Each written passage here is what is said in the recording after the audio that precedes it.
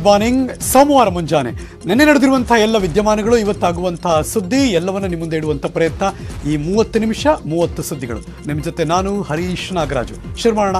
ಮೊದಲೇ ನ್ಯೂಸ್ ಕಡೆ ಗಮನ ಹರಿಸೋಣ. ಇವತ್ತಿಂದ ರಾಜ್ಯದಲ್ಲಿ SSLC ಪರೀಕ್ಷೆ ಶುರುವಾಗ್ತಾ ಇದೆ. ಈ ಸರಿ 8,73,846 ವಿದ್ಯಾರ್ಥಿಗಳು SSLC ಪರೀಕ್ಷೆ ಬರೀತಿದ್ದಾರೆ. ರಾಜ್ಯದ 15,387 ಶಾಲೆಗಳ ವಿದ್ಯಾರ್ಥಿಗಳು ಪರೀಕ್ಷೆ ಎದುರಿಸ್ತಾ ಇದ್ದಾರೆ. ಪರೀಕ್ಷೆ ಬರೆಯೋದಕ್ಕೆ 45,289 ಪರೀಕ್ಷಾ ಕೊಠಡಿಗಳ ಸಿದ್ಧತೆ ಮಾಡಿದ್ದಾರೆ. 3,444 ಮುಖ್ಯ ಅಧೀಕ್ಷಕರ ನೇತೃತ್ವದಲ್ಲಿ SSLC ಪರೀಕ್ಷೆ ನಡೀತಾ ಇದೆ. 49,817 ಕೊಠಡಿ ಮೇಲ್ವಿಚಾರಕರು ಭಾಗಿಯಾಗ್ತಿದ್ದಾರೆ. ಏಪ್ರಿಲ್ 11ನೇ ತಾರೀಕು ತನಕ ಪರೀಕ್ಷೆ ನಡೆಯುತ್ತೆ. 4,52,732 ಗಂಡು ಮಕ್ಕಳು, 4,21,110 ಹೆಣ್ಣು ಮಕ್ಕಳು ಪರೀಕ್ಷೆ ಬರೀತಿದ್ದಾರೆ. 4 ಜನ ತೃತೀಯ ಲಿಂಗಿಗಳು ಈ ಬಾರಿ ಪರೀಕ್ಷೆ ಬರೀತಿದ್ದಾರೆ. ಹಿಜಾಬ್ ಹಾಕ್ಕೊಂಡು ಬರುವಂತಹ ವಿದ್ಯಾರ್ಥಿಗಳಿಗೆ ಹಿಜಾಬ್ ತೆಗೆದಿಡಲು ಪ್ರತ್ಯೇಕ ಕೊಠಡಿ ವ್ಯವಸ್ಥೆ ಕೂಡ ಮಾಡಿದ್ದಾರೆ. ಎಲ್ಲ ಜಿಲ್ಲೆಗಳಲ್ಲೂ ಎಕ್ಸಾಮ್ಗೆ ಸಕಲ ಸಿದ್ಧತೆ ಮಾಡಿಕೊಂಡಿದ್ದಾರೆ.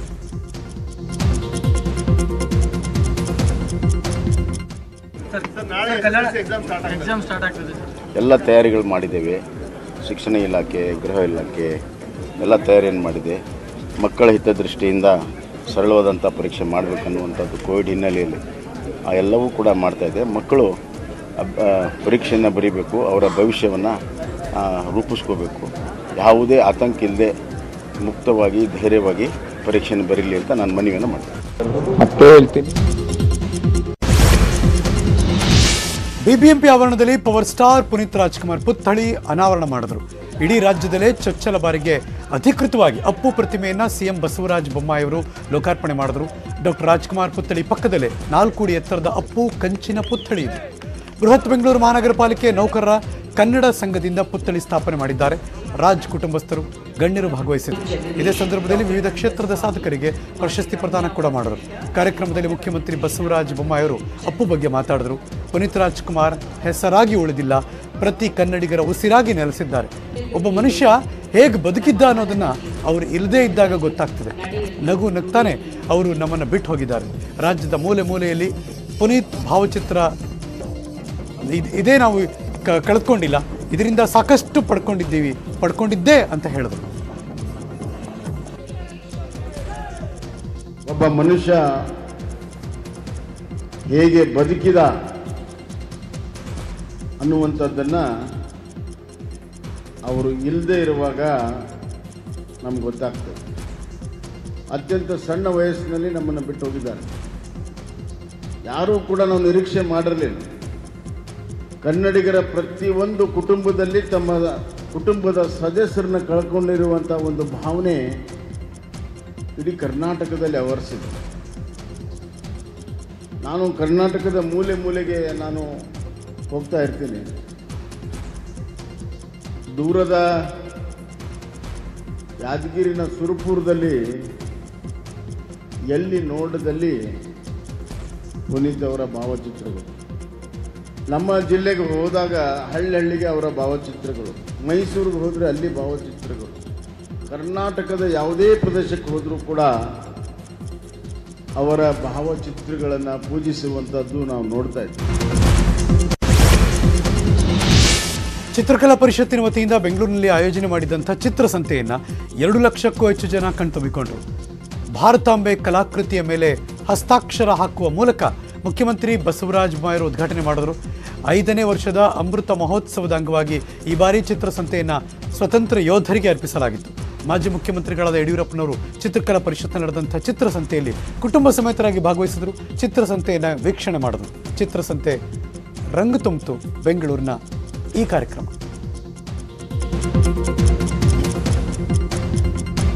ಇದ್ರೆ ಅದು ಕಲೆ ಆಗಿರೋದಿಲ್ಲ. ಕಲೆ ಸಾರ್ವಜನಿಕವಾಗಿ ಒತ್ತಾದಾಗ ಮಾತ್ರ ಅದಕ್ಕೆ ಬೆಲೆ ಬರ್ತದೆ. ಚಿತ್ರಸಂತೆ ಕಲೆಗೆ ಬೆಲೆಯನ್ನ ಕೊಡುವಂತ ಒಂದು ಪ್ರಯೋಗ ಅಂತ ಈ ಸಂದರ್ಭದಲ್ಲಿ ನಾನು ಹೇಳಕ್ಕೆ ಇಚ್ಛೆಪಡ್ತೀನಿ. ಕಲೆಗೆ ಬೆಲೆ ಕೊಡುವಂತ. ಇವತ್ತು ಗೋವಾ ನೂತನ ಸಿಎಂ ಆಗಿ ಪ್ರಮೋದ್ ಸಾವಂತ್ ಪ್ರಮಾಣವಚನ ಸ್ವೀಕಾರ ಮಾಡ್ತಿದ್ದಾರೆ. ಪ್ರಮಾಣವಚನ ಕಾರ್ಯಕ್ರಮಕ್ಕೆ ಮುಖ್ಯಮಂತ್ರಿ ಬಸವರಾಜ ಬೊಮ್ಮಾಯಿ ಅವರು ಭಾಗವಹಿಸುತ್ತಿದ್ದಾರೆ. ಸಿಎಂ ಬೊಮ್ಮಾಯಿ HALನಿಂದ ವಿಶೇಷ ವಿಮಾನದಲ್ಲಿ ಗೋವಾಗೆ ಹೋಗ್ತಾರೆ. ಅಲ್ಲಿ ಈ ಕಾರ್ಯಕ್ರಮದಲ್ಲಿ ಭಾಗವಹಿಸ್ತಾರೆ.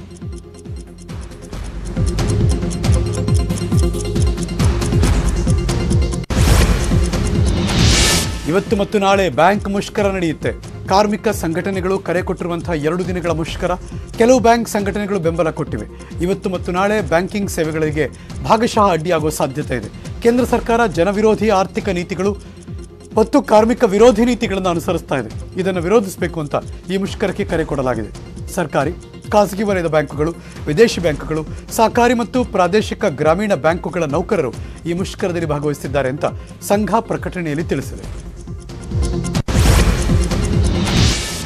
ವಿವಿಧ ಬೇಡಿಕೆಗಳ ಈಡೇರಿಕೆಗೆ ಆಗ್ರಹಿಸಿ ಕಾರ್ಮಿಕ ಸಂಘಟನೆಗಳು ಇವತ್ತು ಬೆಳಗ್ಗೆ 6 ಗಂಟೆಯಿಂದ ಬುಧವಾರ ಬೆಳಗ್ಗೆ 6 ಗಂಟೆ ತನಕ ದೇಶದಾದ್ಯಂತ ಭಾರತ್ ಬಂದ್ ಹೆಸರಿನಲ್ಲಿ ಮುಷ್ಕರಕ್ಕೆ ಕರೆ ಕೊಟ್ಟಿವೆ. ಬ್ಯಾಂಕಿಂಗ್, ವಿಮೆ, ರಸ್ತೆ ಸಾರಿಗೆ, ವಿದ್ಯುತ್ ಶಕ್ತಿ, ಕಲ್ಲಿದ್ದಲು, ತೈಲ, ದೂರಸಂಪರ್ಕ, ಆದಾಯ ತೆರಿಗೆ ಸೇರಿ ವಿವಿಧ ವಲಯಗಳ ಕಾರ್ಮಿಕರು ಈ ಮುಷ್ಕರಕ್ಕೆ ಬೆಂಬಲ ಕೊಟ್ಟಿದ್ದಾರೆ. ಕೇಂದ್ರ ಸರ್ಕಾರದ ನೀತಿಗಳಿಂದ ಕಾರ್ಮಿಕರು, ರೈತರು ಹಾಗೂ ಜನಸಾಮಾನ್ಯರಿಗೆ ತೊಂದರೆ ಆಗ್ತಾ ಇದೆ. ಈ ಕಾರ್ಮಿಕ, ರೈತ, ಜನ ಹಾಗೂ ರಾಷ್ಟ್ರ ವಿರೋಧಿ ನೀತಿಗಳ ವಿರುದ್ಧ ಮುಷ್ಕರಕ್ಕೆ ಕರೆ ಕೊಟ್ಟಿದ್ದೀವಿ ಅಂತ ಕಾರ್ಮಿಕ ಸಂಘಟನೆಗಳ ನಾಯಕರು ತಿಳಿಸಿದ್ದಾರೆ. ಕಾರ್ಮಿಕ ಸಂಹಿತೆಗಳನ್ನು ರದ್ದುಗೊಳಿಸಬೇಕು. ಯಾವುದೇ ಸಂಸ್ಥೆಗಳನ್ನು ಖಾಸಗೀಕರಣ ಮಾಡಬಾರದು. ರಾಷ್ಟ್ರೀಯ ಆಸ್ತಿ ನಗದೀಕರಣ ಯೋಜನೆಯನ್ನು ಕೈಬಿಡಬೇಕು. ಉದ್ಯೋಗ ಖಾತ್ರಿ ವೇತನ ಹೆಚ್ಚಿಸಬೇಕು. ಗುತ್ತಿಗೆ ನೌಕರರನ್ನ ಕಾಯಂಗೊಳಿಸಬೇಕು ಅನ್ನೋದು ಇನ್ನೂ ಹಲವಾರು ಸೇರಿದಂತೆ ಹಲವು ಬೇಡಿಕೆಗಳನ್ನು ಕಾರ್ಮಿಕ ಸಂಘಟನೆಗಳು ಮಂಡಿಸಿವೆ. ದುಪ್ಪಟ್ಟವನ್ನ ಅನೇಕರು ಅನೇಕ ರೀತಿಯಲ್ಲಿ ಹಾಕ್ಕೊಳ್ತಾರೆ. ಇದನ್ನೇ ಸಿದ್ದರಾಮಯ್ಯನವರು ಹೇಳಿದ್ದಾರೆ ಅಂತ ಬೆಂಗಳೂರಿನಲ್ಲಿ ದಿನೇಶ್ ಗುಂಡ್ರು ಅವರು ಹೇಳಿಕೆ ಕೊಟ್ಟಿದ್ದಾರೆ. ಮಹಿಳೆಯರು, ಸ್ವಾಮೀಜಿಯವರು ದುಪ್ಪಟ್ಟವನ್ನ ಹಾಕ್ಕೊಳ್ತಾರೆ, ಇದನ್ನೇ ಸಿದ್ದರಾಮಯ್ಯನವರು ಹೇಳಿದ್ದು. ಅದರಲ್ಲಿ ತಪ್ಪೇನಿದೆ? ಅವರು ಯಾರ ವಿರುದ್ಧವೂ ಮಾತಾಡಿಲ್ಲ. ಆದರೆ ಬಿಜೆಪಿಯವರಿಗೆ ಇಂಥ ವಿಚಾರಗಳೇ ಬೇಕು ಅಂತ ದಿನೇಶ್ ಗುಂಡ್ರಾವ್ ಹೇಳಿಕೆ ಕೊಟ್ಟರು. ಅಂದರೆ ಒಂದು ರೀತಿ ಇದು ಒಂಥರ ಪುಷ್ಟೀಕರಣ ಕೊಡ್ತಕ್ಕಂಥದ್ದಕ್ಕೆ ಒಂದು ವಾತಾವರಣ ನಿರ್ಮಾಣ ಮಾಡ್ತಾವ್ರೆ. ಇದರಿಂದ ಏನೋ ನಮ್ಗೆ ಲಾಭ ಸಿಕ್ಕತ್ತೆ ಅಂತ. ಲಾಭ ನಷ್ಟ ಆಮೇಲೆ. ಆದರೆ ನಮ್ಮ ದೇಶ ರಚನೆ ಆಗಿರೋದು ಎಲ್ಲ ಜಾತಿ, ಎಲ್ಲ ಧರ್ಮದ ಎಲ್ರಿಗೂ ಒಂದೇ ಅಂತ ಆ ರೀತಿಯಾಗಿ ರಚನೆ ಆಗಿರೋದು. ಅದರಲ್ಲಿ ಏನಾದರೂ ಸಮಸ್ಯೆಗಳು ಬಂದಾಗ ಕೂತು ಬಗೆಹರಿಸ್ಕೋಬೇಕೇ ಹೊರತು ಅದನ್ನು ಪ್ರಚೋದನಕಾರಿಯಾಗಿ ಮಾತಾಡಿ ಅದನ್ನು ದೊಡ್ಡದಾಗಿ ಬೆಳೆಸ್ಕೊಂಡು ಒಬ್ಬರ ಮೇಲೆ ಒಬ್ಬರು ಒಂದು ರೀತಿ ವೈಷಮ್ಯ ಹೆಚ್ಚು ಮಾಡ್ಕೊಳ್ತಕ್ಕಂಥದ್ದು ಅವಕಾಶ ಸರ್ಕಾರಗಳು ಕೊಡಬಾರ್ದು. ಸಮಸ್ಯೆ ಅದಕ್ಕೆ ಕರೆಸ್ಬೇಕು, ಮಾತಾಡಿಸ್ಬೇಕು, ಬಗೆಹರಿಸಬೇಕು, ಒಂದು ಮಾಡಬೇಕು. ಅದು ಬಿಟ್ಬಿಟ್ಟು ನಾವು ಇವ್ರು ಬೇಡ ಅವ್ರು ಬೇಡ ಅಂತ. ಸಿದ್ದರಾಮಯ್ಯನವರ ವಿರುದ್ಧ ಸಚಿವ ಕೆ.ಎಸ್. ಈಶ್ವರಪ್ಪನವರು ವಾಗ್ದಾಳಿ ಮಾಡಿದ್ರು. ಸಿದ್ದರಾಮಯ್ಯನವರು ವೀರಶೈವ ಲಿಂಗಾಯತ ಹೊಡೆದಾಯ್ತು, ಈಗ ಸ್ವಾಮೀಜಿಗಳನ್ನು ಒಡೆಯೋದಕ್ಕೆ ಯತ್ನಿಸ್ತಾ ಇದ್ದಾರೆ ಅಂತ ಈಶ್ವರಪ್ಪನವರು ಕಿಡಿಕಾರದರು. ಸಿದ್ದರಾಮಯ್ಯನವರ ಮೆದುಳು ತೆಳ್ಳಗಿದೆ, ಯಾರಾದರೂ ಸಿದ್ದರಾಮಯ್ಯ ಹೇಳಿಕೆ ಸ್ವಾಗತ ಮಾಡ್ತಾರಾ ಅಂತ ಪ್ರಶ್ನೆ ಮಾಡಿದ್ರು. ಇನ್ನು ಮಾಜಿ ಸಿಎಂ ಎಚ್.ಡಿ. ಕುಮಾರಸ್ವಾಮಿ ಅವರು ಕೂಡ ಸಿದ್ದರಾಮಯ್ಯನವರ ವಿರುದ್ಧ ವಾಗ್ದಾಳಿ ಮಾಡಿದ್ರು. ಸಿದ್ದರಾಮಯ್ಯನವರ ಹೇಳಿಕೆಯಿಂದ ಒಂದು ವರ್ಗದಲ್ಲಿ ಅಸಮಾಧಾನ ವ್ಯಕ್ತ ಆಗಿದೆ, ಇದರಲ್ಲಿ ನಾನು ಯಾವುದೇ ಕಾರಣಕ್ಕೂ ಮೂಗು ತೂರಿಸಲ್ಲ ಅಂತ ಹೇಳಿಕೆ ಕೊಟ್ಟರು. ಚನ್ನಪಟ್ಟಣದ ದೇವರಹಳ್ಳಿ ಗ್ರಾಮದಲ್ಲಿ ಮಾತಾಡಿದ್ರು ಎಚ್.ಡಿ. ಕುಮಾರಸ್ವಾಮಿ.